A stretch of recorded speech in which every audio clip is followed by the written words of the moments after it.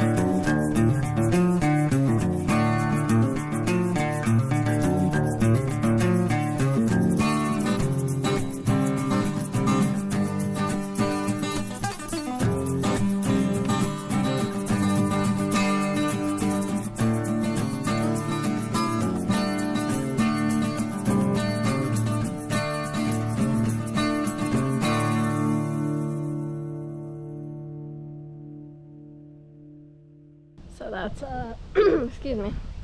So that's a panel and a half, so that's about 24 feet right there. I do have to get one more tie, and then I'm gonna go grab some tomato plants and start sticking those in. So I'm trying to space the tomatoes every 16 inches this year, which works out great on these panels because each one of these blocks is 8 inches. So that means I need to put one plant for every 2 spaces. And then this 24-foot trellis, that means I can fit 18, and I just happen to have exactly 18 San Marzanos, so that's what I'm going to put all through here, because I'm trying to keep varieties together as much as I can. They are not super healthy looking at this point, which is why I really need to get them in the ground. They should have been planted a while ago, or up potted at least, but you know, life gets in the way. So I've got my little tomato planting kit here, and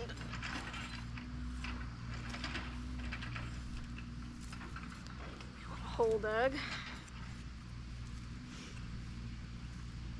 So when you're planting tomatoes, and I've done a video on this before, but what you want to do, especially if they're leggy and struggling like this, you want to pinch off any of the lower branches, which this one actually didn't have any. It had one there and it died and fell off already, so don't need to do that on this particular one. But if it did have any lower ones, you'd pinch those off, because you can actually bury part of the stem, and it's not going to show up well in here, but there's little nodes along the stem, and any of those that end up underground will put out extra roots.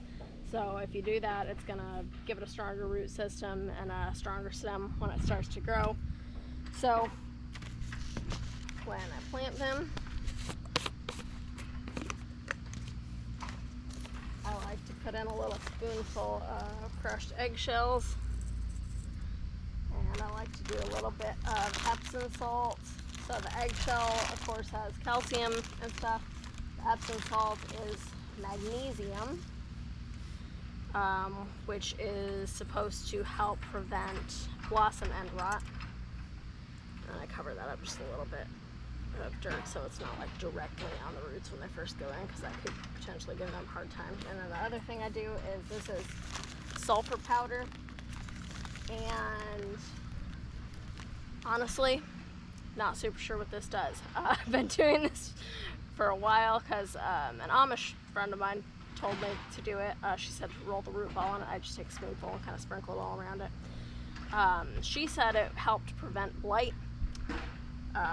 She knows a lot about gardening, so I trust her, but also a couple years ago I Googled it, and what I found said that it was more about something to do with the flavor, that the sulfur helps improve the flavor of them. I don't know if it does one, both, or neither, but as far as I know, it can't hurt anything, so I keep doing it. I just sprinkle that on there, around the root ball. And I'm gonna just kind of lay it in there sideways, kind of on an angle, and fill it in. We don't want any of the, you don't want any leaves below the soil line, so.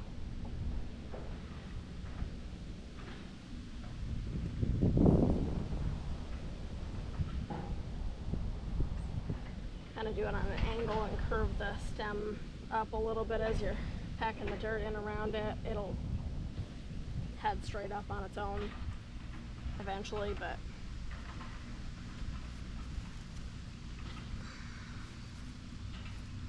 yeah.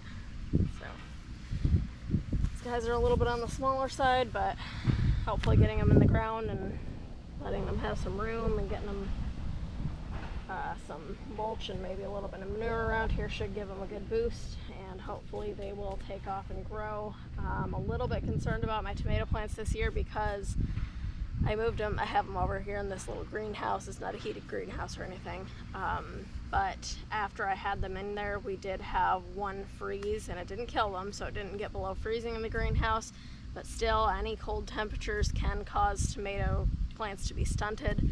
So I'm really hoping they pick up and take off, but time will tell. I used a cattle panel over there, and I would rather use cattle panels for all of them, but trying to avoid buying any more than necessary, so I'm using a hog panel here, and it's probably 18 inches at least off the ground. So I'll either wait until they get up there and start weaving them, or if I think they need support before then, I can just run a string or a wire or something down below that to do a little bit until it gets up to the actual panel. But we'll see. I'm just going to see how the plants are doing, and we'll just go from there. So anyway, I'm going to stick the rest of these in.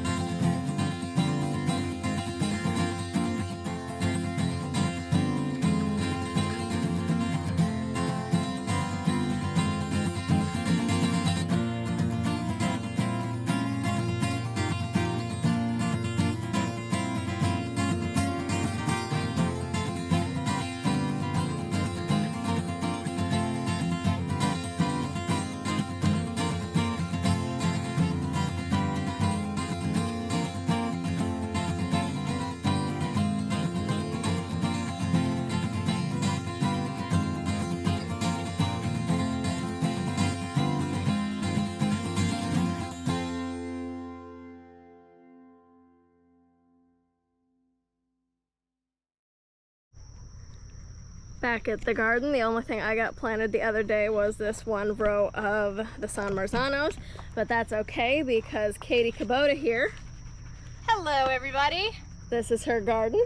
This is Emily's garden and I get to work here. She is letting me come play in, and she has kicked butt. She and her husband came out this morning and put up all the rest of the trellises, and she has gotten all the other tomatoes planted, which is awesome. We did. We got them all in. We're getting them staked so that I don't walk over the progress, and so we're in the we're in the process. Maisie, are you helping us? You want to say? Too? Can you say hi? Hi. Hi, Hi, Maisie. Yeah. So we are in the process of doing that. We've got all of the tomatoes in. I followed the blueprint and that Emily made.